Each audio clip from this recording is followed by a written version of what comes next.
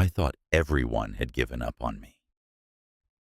That was the first thing Marcus noticed when he saw her standing in the doorway of Frost and Ember Café on that cold Saturday morning in January.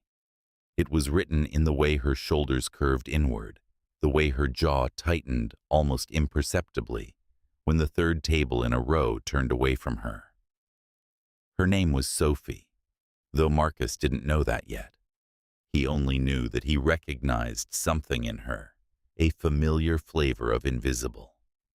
Marcus Carter had been learning about invisibility for 6 years. He sat at the second table from the window, the corner one that caught the morning light perfectly, and stayed warm, away from the draft that seeped through the glass on days like this. David, his 6-year-old son, sat across from him with his legs swinging and his mouth surrounded by the foam of a hot chocolate that he took very seriously. This was their ritual. Every Saturday at 9:15, without exception, they came to Frost and Ember, not because the coffee was exceptional. It was adequate. Not because the pastries were remarkable. They were good, but nothing more. They came because ritual was how you told a child that tomorrow you would show up again. Tomorrow the world would not feel quite so unstable. It was a promise Marcus made without words. 6 years ago, before David was born, before Claire got sick, before the word widow became Marcus's primary identity. Saturdays had meant something different. They had meant sleeping late pancakes with burnt edges, that Claire loved lazy hours without obligation. But that Marcus was gone. The man who existed now was someone else entirely, someone who understood that ritual was the only thing between a small boy and the knowledge that people disappear. The morning had started like all Saturday mornings did. Marcus woke before his alarm, a habit his body had learned over years of anticipating tears in the dark. He made coffee while David slept, reviewing the day's requirements in his head. Permission slip signed backpack-packed outfit that didn't require wrestling. He stood at the kitchen window and watched snow fall on the street below, and he thought about Claire, who had loved snow. She used to open the windows in winter just to smell it, just to feel the cold edge of it against her skin. That was before the diagnosis, before everything changed. David woke at 7, which was early for a Saturday, but ideal for their ritual. Marcus dressed him in warm clothes without rushing, buckled the small coat that always seemed both too big and too small at the same time, and asked if David was ready for their adventure. David always said yes. He didn't understand that it wasn't adventure exactly. It was survival presented as ritual. They walked the 8 blocks to Frost and Ember, in the cold air that made the whole city feel muffled and slowed. Snow crunched under their boots. David's yellow scarf, the one he'd insisted on despite it clashing with everything he owned, flapped behind him like a flag. They didn't talk much. That was part of the ritual, too. They just moved through the quiet morning together. Carmen was already there when they arrived, setting up tables with the careful precision of someone who understood that details mattered. She was 28 and had worked the Saturday morning shift for 3 years, and she always saved their table without being asked. James, the manager, was in the back, making espresso. The smell of it filled the cafe like a benediction. The other regulars were starting to arrive, the man in the red coat, who everyone called the Penguin, the old woman who read the same page of her book every week, the tourist couple who came back every January and sat in the same spot, confused by routine they didn't understand. Everything was exactly as it should be. Everything was exactly as it had been, which meant tomorrow it would be exactly the same, and the day after that, and the day after that. Predictability was how Marcus kept the world from falling apart. David ordered hot chocolate with very specific requirements that Carmen knew by heart. A little less milk, 2 tablespoons of chocolate syrup, the kind with the marshmallows that didn't dissolve too fast. Marcus ordered black coffee he wouldn't finish. They settled at the table and David opened his book and began reading with the enormous seriousness of a child who took his hobbies very seriously. That was when the bell above the door rang. Everyone looked up. People always did when the door opened, that small Pavlovian response to sound and cold air. Sophie entered with snow on her shoulders and a gray wool coat that looked like it came from a warmer city, one that didn't understand what winter could do. Her left arm moved with the practiced confidence of someone who had learned to occupy space despite the world's instinct to make room in the worst way by looking away. The metal of her forearm crutch was bright under the cafe's warm lighting, and her right leg was steady on the ground, while her left one ended just below the knee, replaced by the precise geometry of a prosthetic that she carried beneath dark jeans like a secret she was tired of keeping. She was young, early 20s maybe, with pale skin gone pink from the cold and dark hair that the wind had tangled into something that looked like she'd been fighting. She had a canvas bag over one shoulder, and she was looking around the cafe with the quiet desperation of someone who had been outside for too long and needed very badly to sit down. The cafe was nearly full. Marcus watched her eyes move from table to table. He watched the first table, the young couple on a date shift in their chairs, and suddenly become very interested in their coffee cups. He watched the second table, a man and woman who might have been friends or colleagues, glance up and then deliberately look away, reaching for phones, remembering urgent business. He watched the third table, a woman alone, make eye contact, and then turn her body slightly unconsciously. The small reflexive contraction of a person who doesn't want to have to do the thing they know would be the right thing to do. Sophie's jaw tightened. She straightened her shoulders. She moved through the cafe, with quiet expertise, navigating with a precision that came from practice. And each time she paused near a table, she got the same response. A slight turning away, a reaching for a phone, an averted gaze. She stopped in the middle of the cafe for just a moment, 2 seconds, maybe 3. Her eyes were very dark and very steady, and she looked in that moment like a person who was extremely practiced at not letting anyone see what something cost her. But Marcus saw it. He had spent 6 years watching David's face in the dark of his bedroom when his son thought he was alone. He had learned in that long education how to read the small distances between what a face showed and what it was feeling. He saw what it cost her. He saw the weight of rejection, not because it was new, but because it was relentless, because it was everywhere, because it had become the white noise of her existence. He stood up. David looked up from his book where he had been reading for longer than his usual 4 minutes a record. He watched his father push back his chair.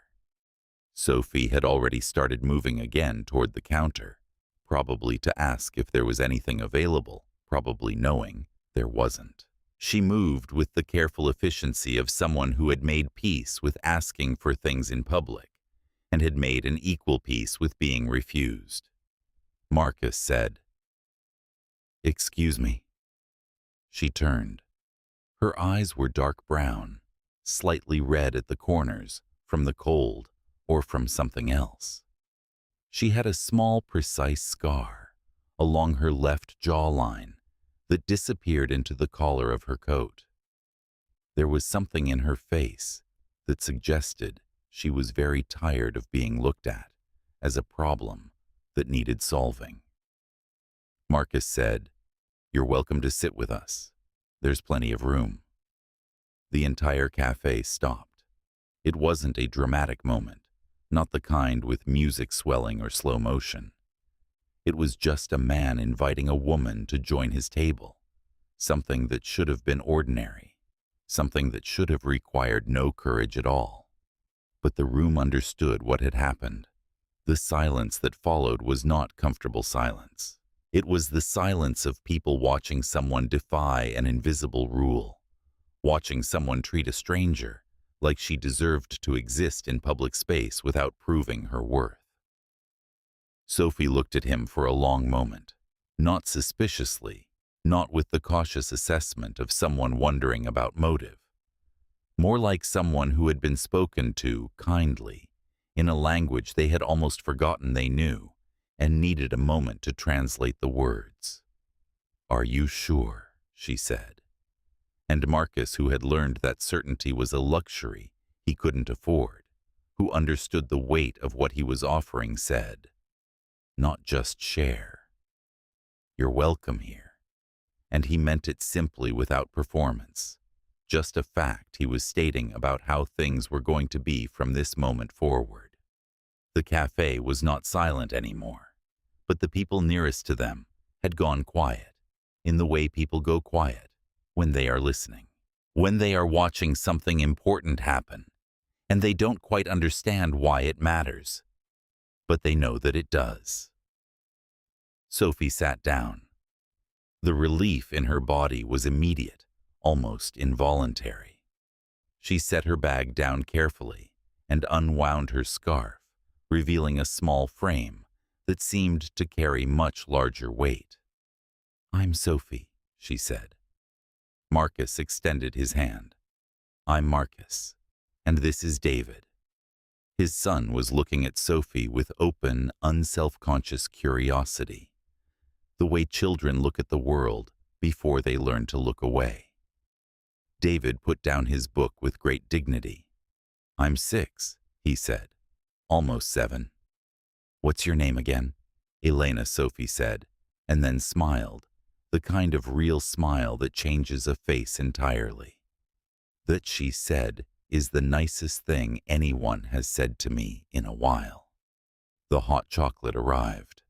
Sophie ordered black tea and wrapped both hands around the mug, letting the warmth seep into her palms. David explained to Sophie with considerable detail why their Saturday ritual was important, how they came here every week without exception, how his dad said it was sacred, but then corrected himself and said ritual, and Sophie listened like what he was saying mattered. Like a 6-year-old's observations about the world deserved genuine attention.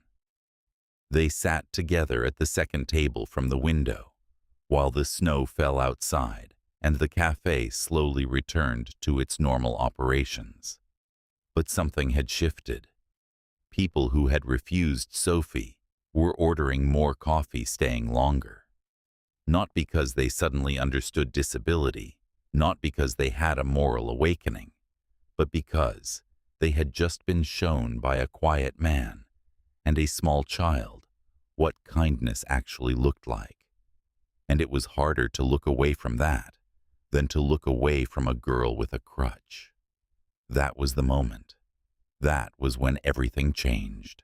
Sophie didn't know it yet, but she was about to learn that she was allowed to exist. She was about to learn that being seen didn't have to hurt. Marcus didn't know it yet, but he was about to remember what it felt like to want something instead of just endure something. And David, unknowingly, was about to teach both of them that acceptance didn't require understanding, just presence. The second table from the window became the most important table in the cafe, and on every Saturday after that, it was occupied by exactly the right people. For the first month, Sophie wasn't sure if it was real. She would wake on Saturday mornings and think about calling, about canceling, about protecting herself from the inevitable moment when Marcus would change his mind, or when she would do something wrong, or when he would finally understand the true weight of what he'd offered.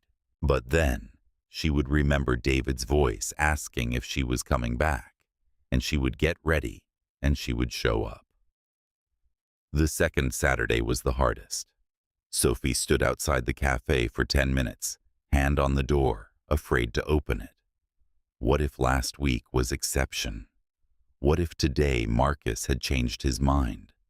What if she'd misunderstood everything, and this was all a setup for a different kind of cruelty? But then, Carmen saw her through the window and waved, and Marcus and David were already at their table, and David's face lit up when he saw her, and something inside Sophie released a tension she didn't know she'd been carrying. That became the pattern. Every Saturday, the same table, the same ritual, the same question asked by David. Will you come back?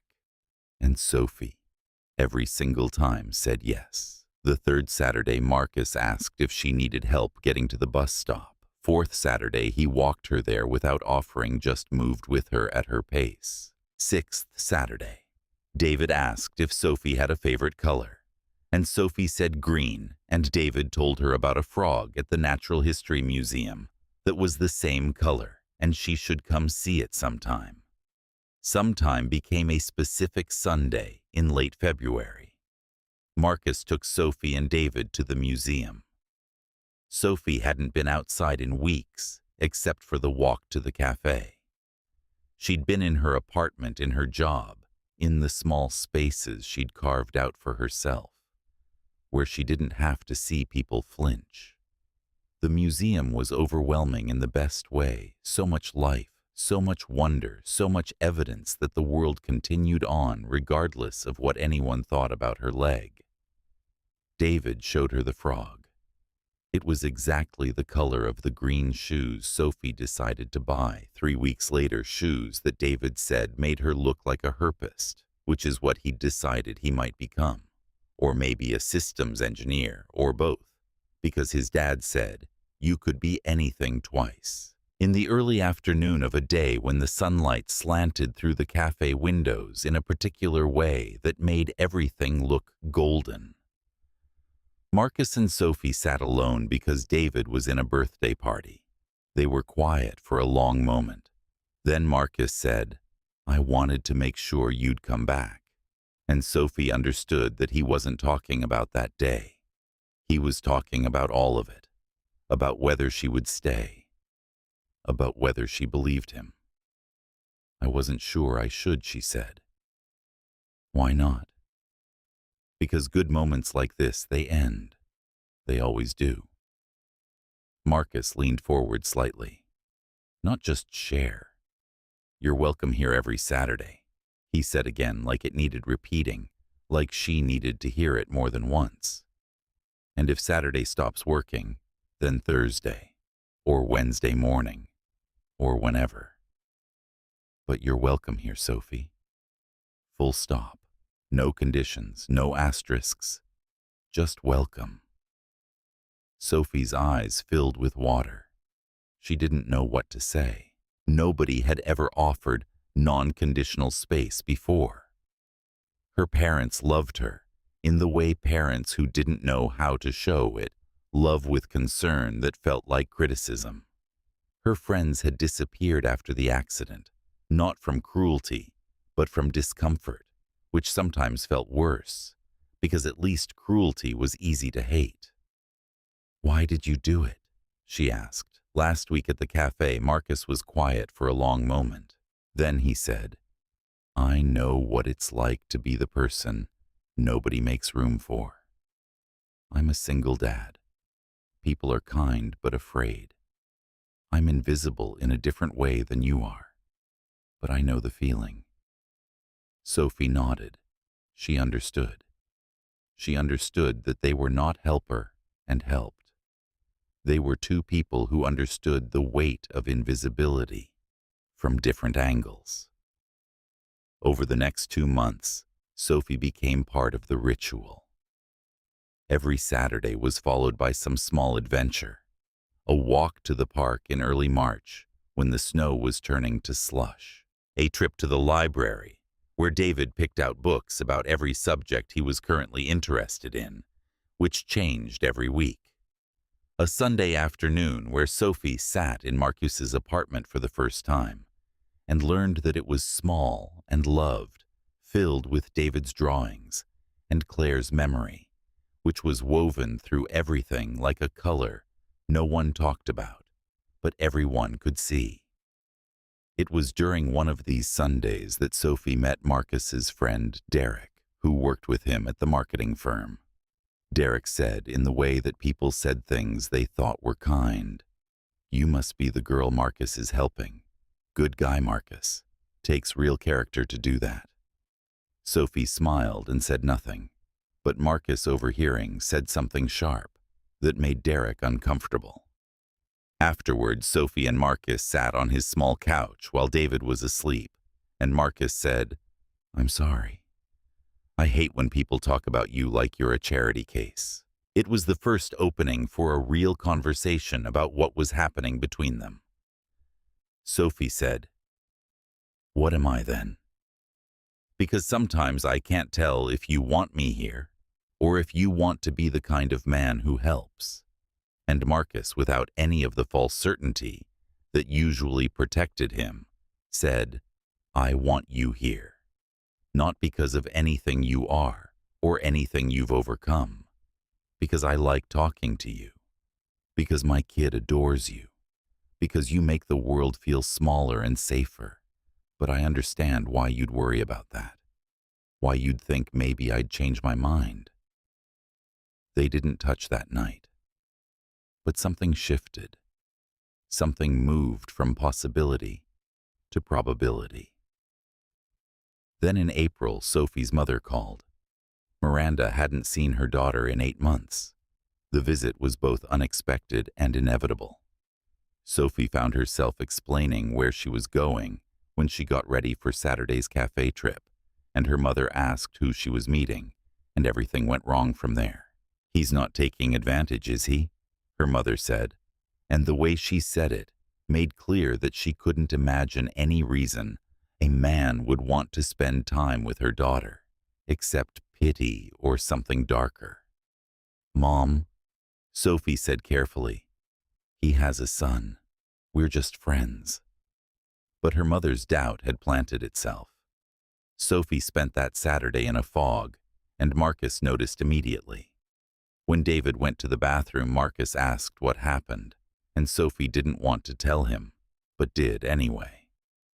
"I wonder if you actually want me here, or if you're just being nice. I wonder if my mom's right, and you're going to wake up one day and realize you don't actually want this complicated thing in your life." Marcus reached across the table and took her hand. Then what he said. "What would I do? I'd leave," Sophie said, "like everyone else. Then I'd tell you," Marcus said. "But that's not happening. Sophie, you're not a project. You're not charity. You're someone I choose to spend Saturdays with, just like I choose to spend Saturdays with David. It's not obligation. It's want." They were quiet. Then David came back, and the moment passed, but something was resolved. Sophie understood that Marcus meant it. And more than that, she understood that she was allowed to want something too. May brought a kind of integration that Sophie didn't know how to name. She started coming to the cafe on Tuesday evenings, sometimes, not just Saturdays. She started sitting with Marcus and David at his small apartment, helping David with homework, cooking dinner with Marcus while they talked about nothing important and everything essential. One Saturday after hot chocolate, David asked Sophie, "Do you ever not come?" Sophie understood that he was asking something bigger. "Will you always be here?" Because people who matter should be here. David said matter of fact, in the way children could be stating simple truths that took adults years to understand. Yeah, David, Sophie said, I'm going to be here. Not because I have to, but because I want to. At the end of May, Marcus suggested a walk through Central Park. David ran ahead, and Marcus and Sophie walked slowly hand in hand. They didn't talk about what was happening. They just walked, and the spring was moving towards summer, and everything felt possible in a way that was almost frightening. Then in June, everything almost fell apart. David came home from school different. A distance had opened between him and Sophie that hadn't been there before. She picked him up one afternoon, and his friends were there, and David said in the bright, casual way he had when he was being cool, "That's my dad's girlfriend." Sophie felt the words like a physical thing, not girlfriend, not friend, not someone defined by her own existence, but by her relationship to someone else. She was becoming an appendage again, defined by what she was to someone else instead of who she was. She dropped David off at Marcus's apartment that evening and said she needed to go home. Marcus asked what happened, and she couldn't explain without sounding ridiculous, without sounding like she was punishing a 6-year-old for a linguistic choice that he didn't understand. But that night alone in her apartment, Sophie spiraled. What if she was fooling herself? What if Marcus did see her as a project? What if the moment he realized how much work she was, how much space she took up, he would disappear? She texted Marcus, "I can't come Saturday." When he called, she almost didn't answer, but she did, and he said, "Talk to me. What if I'm too much?" Too much what? Too complicated, too broken. What if you realize you don't actually want this? Marcus was quiet. Then he said, "Then I'd tell you. But that's not happening. Sophie, you're not a project. You're someone I choose. Every single day I choose you." And David, he's learning how to love someone. That's messy and complicated, and sometimes he'll say things wrong, but it doesn't mean he doesn't mean it. Sophie came to the cafe the next Saturday. David was visibly relieved. He said in the serious way he had, "I'm sorry I said you were just my dad's girlfriend. You're like my mom. You're like my person." And something in Sophie healed. July was when Marcus began to understand what he felt. His colleague Derek said something thoughtless at work. Something about having patience for what Sophie was, what she represented. And Marcus, who usually let things slide, found himself standing up and saying, "She's not a burden. She's the person I love. I don't love her, despite her disability. I love her full stop. Lily just happens to be part of my life." He came home angry not at Sophie, but at the world that still saw her as less than as a burden, as someone for whom kindness was exceptional rather than normal. That night, after David was asleep, Sophie and Marcus sat on the couch, and Marcus said, "I need to tell you something," without softening it. He told her what Derek said. He told her how he responded. He told her that he loved her, not because of anything she was or anything she'd overcome, but because she was Sophie. "I'm scared," he said. "If we make this permanent, if I ask you to move in, if I make this official, I'm scared I'll fail you. I'm scared I'll be the person who saves the day until the real test comes." Sophie's heart broke and repaired itself simultaneously. She asked, "What's the real test?" "When my grief comes back," Marcus said. "When I miss Claire so much I can't breathe. When I fail David. When I'm not the man who invites you to his table, but just a broken man, trying to put his life back together. Will you stay? Sophie said. I'm terrified too. I'm terrified that you'll wake up and realize I'm limiting, that you and David could do so much more without me, that I'm the thing holding you back. Marcus pulled her close. Then let's be terrified together. That's what real love is, right? Not certainty. Just choosing to stay even when it's scary. He didn't have a ring. He pulled out a key instead. Move in, he said. Officially. Be David's family, not just Saturday person. Be my family. And I'll spend every single day proving you chose right. Sophie said yes, not because she was certain, but because she was ready to be uncertain with someone else. August brought the integration of full commitment. Sophie moved into Marcus's apartment. She donated her lease. She put her things in drawers and hung her clothes beside Marcus's clothes, and thought about what it meant to have a place that was hers, because someone had invited her there and asked her to stay. But the world hadn't caught up with her internal transformation. One evening, they went to dinner as a family. David was excited, chattering about school, about the book he was reading, about the girl in his class who made him nervous. Sophie was quiet, and Marcus noticed immediately the way he always did. When they were seated, a server approached the table. Looking at Marcus, she said, "And what will she have?" Sophie and Marcus locked eyes. Something happened in that moment. Marcus stood up. "She's right there," he said calmly, but with steel underneath. "You can ask her." The server apologized. Sophie ordered the salmon. But the moment replayed itself in Sophie's mind long after the meal was over. In the car on the way home, Sophie said, Wife Marcus glanced at her confused. Then he realized what he'd said. In the restaurant defending Sophie's right to order her own meal, he'd said, "My wife is disabled but perfectly capable." I didn't mean to assume, he said.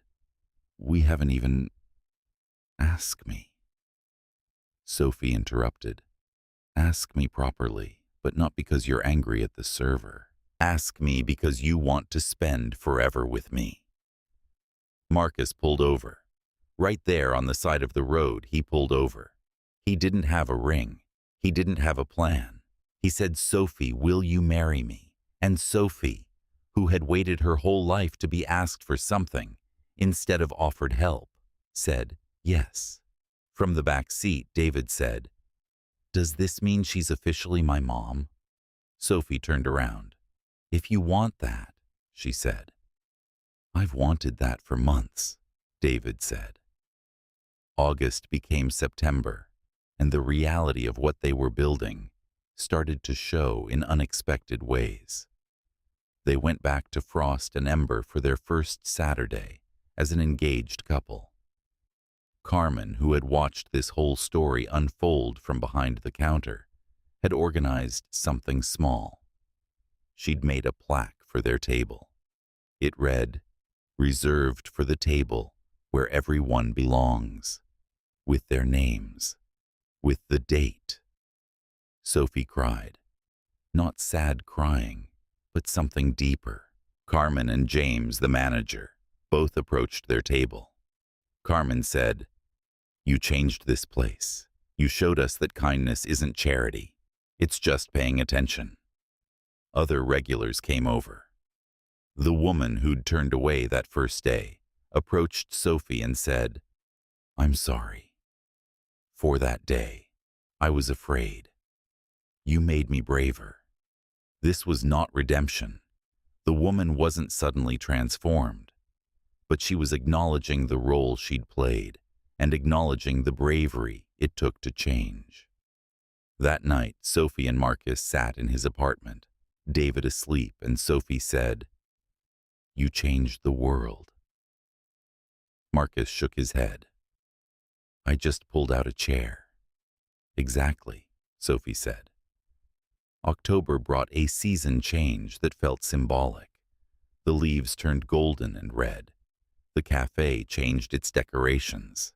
Life moved forward. Sophie completed her engineering degree, the one she'd abandoned after the accident. Her mother came to graduation. They didn't have a tearful reconciliation, but something shifted. Miranda said, "I'm proud of you." And Sophie said, "I know." And they both understood that they were finding their way towards something that looked like peace. November was quiet and full. Marcus started mentoring young single parents at a community center. He didn't talk about why didn't perform the reason. He just showed up and listened and helped them understand that being broken didn't mean you couldn't help someone else. Sophie sometimes came with him and talked about disability, about visibility, about what it meant to be seen as a full person instead of a tragedy. December brought winter back to the city. 1 year after the morning, Sophie walked into frost, and ember snow fell again.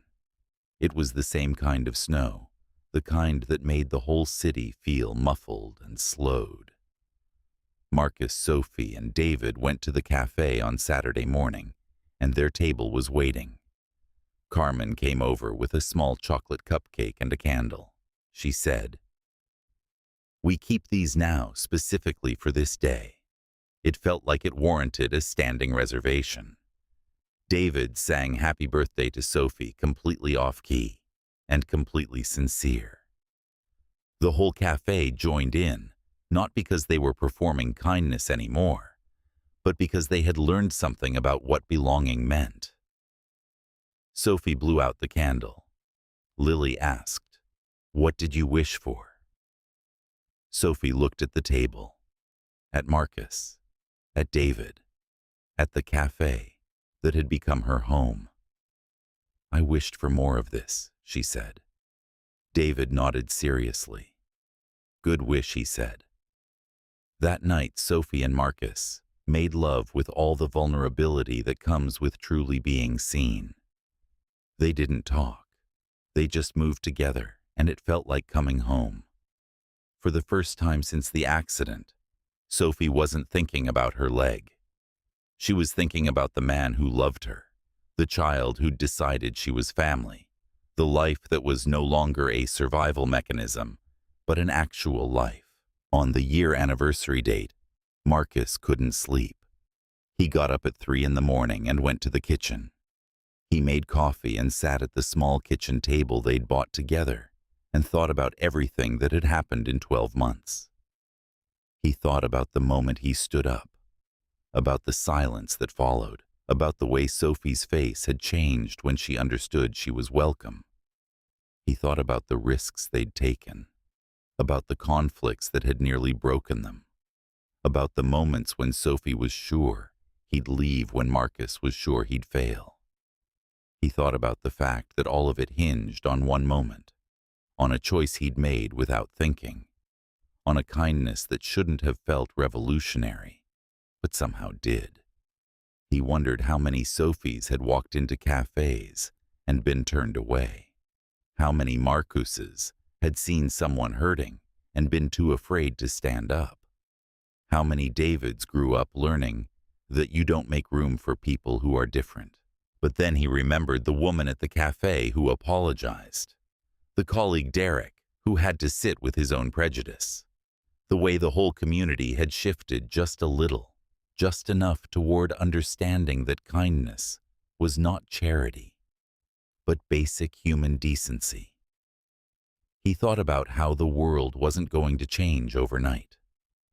He thought about how there was still so much prejudice, so much fear, so much inability to see people as whole when they didn't fit the expected shape. But he also thought about how one person pulling out a chair, one person saying, "You're welcome here," could change everything. Not for the whole world, but for one person. And maybe that was enough. He heard Sophie wake up. heard her footsteps, felt her before he saw her. She sat down across from him at the kitchen table and took his coffee cup and drank from it. "Can't sleep either," she said. Marcus shook his head. "I was thinking about how we got here." Sophie was quiet. Then she said, "Do you remember what you said?" "That first day, yeah," Marcus said. "You're welcome here. I spent months thinking you meant welcome at the table," Sophie said. "But you meant something bigger." "I meant welcome to be family," Marcus said. "I know now," Sophie said, "and I'll spend forever being grateful you saw me." Marcus reached across the table and took her hand. "But I'm going to ask you something," he said. "Promise me we'll fight. Promise me it won't be easy. Promise me that when you miss being whole, when you're angry about the accident, when you're frustrated with the world, you'll tell me. And promise me that I get to fail sometimes, that I get to be broken, that you won't leave because I'm not perfect." Sophie squeezed his hand. "I promise," she said. "And Marcus, promise me something too. Anything. Promise me we'll do this forever. Not because it's easy or because we're certain, but because we choose to. Every single day, we choose to show up for each other." Marcus said, "I promise." And then they sat together while the city slept, and the promise hung between them, like something real and tangible and true. 2 weeks later, they got married. Not at the cafe, though Carmen wanted to host it there. Not with a big ceremony, though Marcus's family offered. They went to City Hall on a Tuesday with David and Sophie, wore a dress that Marcus said made her look like herself, and David wore a suit that was too big because he was still growing, and they said their vows in front of a judge who'd seen 1,000 of these and still managed to make it feel important. Afterward, they went to Frost and Ember. Carmen brought out a small cupcake with a candle. James smiled from behind the counter. The other regulars, the people who'd watched this whole story unfold, raised their coffee cups in a silent toast. David, suddenly serious, said, "Do I call her Mom now?" "You can if you want to." Sophie said, "Mom." David said, testing the word, "Mom." He repeated it 3 times like he was learning a new language. Then he smiled, satisfied that it fit. That night, Marcus and Sophie lay in bed and talked about the future, about the house they might buy, about whether there would be more children, about whether David would remember this time as the year his family became complete, or whether he would take it for granted the way children do. Sophie said something that stayed with Marcus. "I used to think confidence meant not needing help. Now I think confidence means asking for what you need, even when people flinch. It means knowing you deserve to exist, even when the world suggests you don't."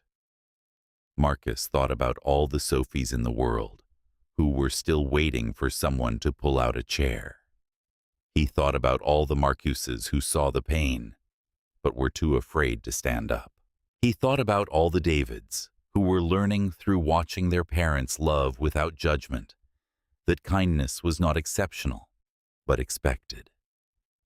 He thought about how one moment changed everything. 3 months later, Sophie published an essay. It was short and honest, and didn't perform inspiration. She wrote about the accident, about the isolation, about learning to live in a world that saw disability as tragedy instead of simply as difference.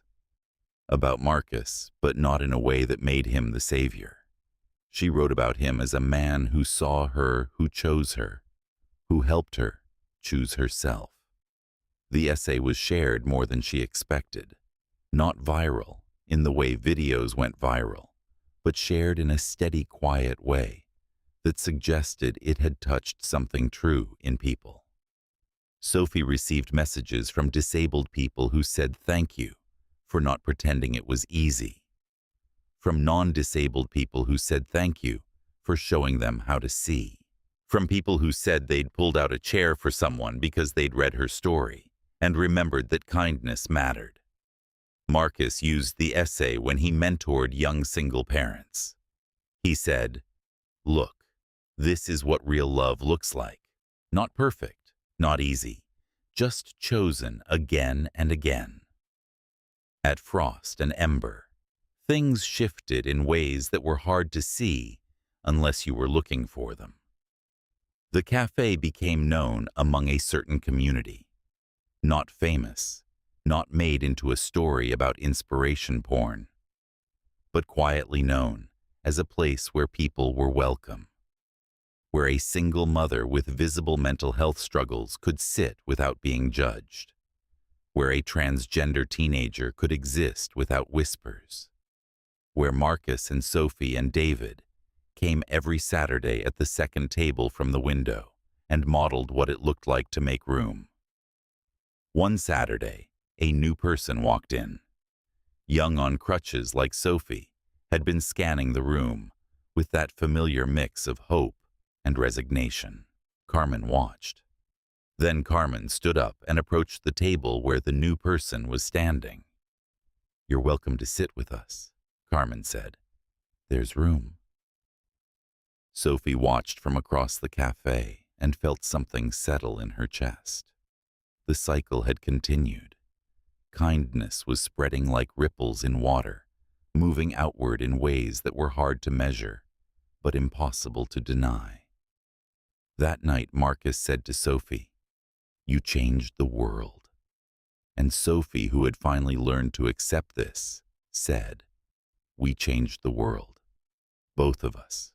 All of us. Everyone who chose to see instead of look away." 5 years later, the story had become part of the fabric of the cafe itself. Marcus and Sophie still came every Saturday with David, who was now 11 and far too cool to admit that he loved the ritual, but did anyway. They sat at the second table from the window. They drank the same drinks they always had. They talked about nothing and everything.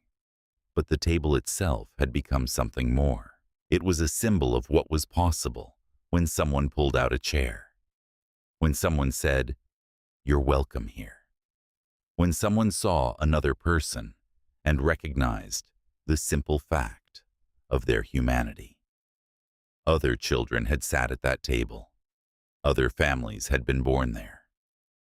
Sophie had started a program in collaboration with James and Carmen to offer free mentoring to young disabled people, teaching them not that they needed fixing, but that they deserved to exist exactly as they were. Marcus had written a book, not about Sophie, though she was in it, about what he'd learned in 6 years of raising a child alone, about grief, about rebuilding, about the specific kind of courage it takes to open your arms to another person's pain. Sophie had completed a master's degree in engineering. She now worked for a company that designed accessibility equipment, and she didn't position herself as inspiration. She was just a woman doing her job, doing it well, refusing the narrative that suggested she was overcoming anything. She was just living. And David, who was becoming a young man with his own dreams and his own struggles and his own understanding of kindness, had written a school essay about family that made his parents cry. He described the moment Sophie joined their table, not as rescue, but as completion. He talked about learning through watching both his parents that love wasn't about fixing people, but about creating space for them to fix themselves. The world hadn't changed. There was still prejudice. There were still people who looked away. There were still systems and structures that made it harder for people with disabilities to exist in public space. There were still mothers who treated their disabled children with pity instead of pride. There were still colleagues who saw kindness as exceptional. But something had shifted. In one cafe, in one neighborhood, in the lives of everyone who'd been there that morning, something had shifted. Kindness had become the rule instead of the exception. Inclusion had become expected instead of remarkable. And it had all started with one moment. One man standing up. One chair being pulled out. One simple sentence. "You're welcome here." Sophie never forgot what it felt like to not be welcome. She held that memory close, not as trauma, but as reference point. She understood that without having experienced being unwelcome, she might never have understood how precious welcome truly was. Marcus never forgot what it felt like to be invisible. He held that memory close, used it to teach his son that the people other people looked away from were often the most important. That kindness wasn't about being good, it was about being human. And David, growing up in a home where love was loud and present and unapologetic, carried that understanding forward into the world. He would grow up to be the kind of man who noticed when someone was being left out, who felt compelled to do something about it, who understood that you could change the world, not through grand gestures, but through showing up again and again for people who needed to know they mattered. The second table from the window at Frost and Ember Café became a kind of legend. People told the story, not in the way you might expect, not with dramatic flourish, but simply. A man was there. A woman came in. He invited her to sit, and everything changed. The story mattered not because it was unique, but because it was possible. It meant that any of them could stand up. Any of them could pull out a chair. Any of them could say, "You're welcome here," and mean it. And in saying it, in meaning it, they could change someone's entire world. Sophie sometimes thought about what would have happened if Marcus had been reading his phone that day. If he'd been checking the news, lost in the small screen, the way everyone was always lost in their screens, unable to notice the people around them. The moment would have passed. Sophie would have been refused. She would have walked out. She would have gone home to her apartment and spiraled further into isolation. She might have recovered, or she might not have. The world would have gone on.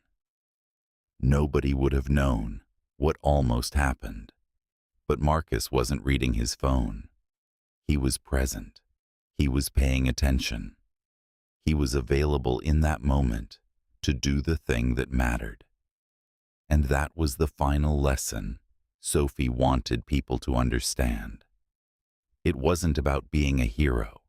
It wasn't about martyring yourself to the problem of other people's suffering. It was about being available, being present, being willing to see someone and act on what you saw. She said as much in another essay, and then another, until what started as a moment in a cafe had become a quiet mission to help people understand that kindness wasn't virtue. It was simply paying attention to the people around you and recognizing their humanity. Marcus and Sophie built a life that was ordinary in its best way. They had another child, a daughter who grew up knowing her mother as a woman who worked, who loved, who occasionally got frustrated and angry and didn't perform gratitude for being allowed to exist. They bought a house. They argued and made up and learned slowly how to be married in the way that marriages actually happened, which was messy and difficult and deeply, profoundly worth it. They still went to the cafe every Saturday. The ritual remained. And though neither of them was desperate anymore, though neither of them was invisible anymore, they went because ritual was how you honored something that mattered. Because routine was how you said, "I still remember where I came from." because the second table from the window had become sacred in the way ordinary things sometimes do when they've witnessed extraordinary things. One Saturday years later, a young woman with a prosthetic limb walked into the cafe. She was alone, nervous, looking for a place to sit. The cafe was full. A man who'd been there that first day, who'd watched Marcus and Sophie's story unfold, stood up. He didn't think about it. He just stood up and approached the young woman and said, "You're welcome to sit with us. There's room." The young woman sat down. Relief washed across her face. And somewhere in the cafe, Sophie watched and felt her eyes fill with tears because the cycle had continued. Kindness had been passed forward. The promise had been kept. This is how the world changes, she thought.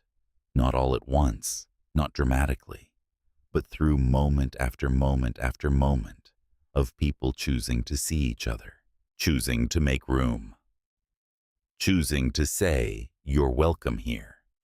One moment is enough. One chair pulled out is enough.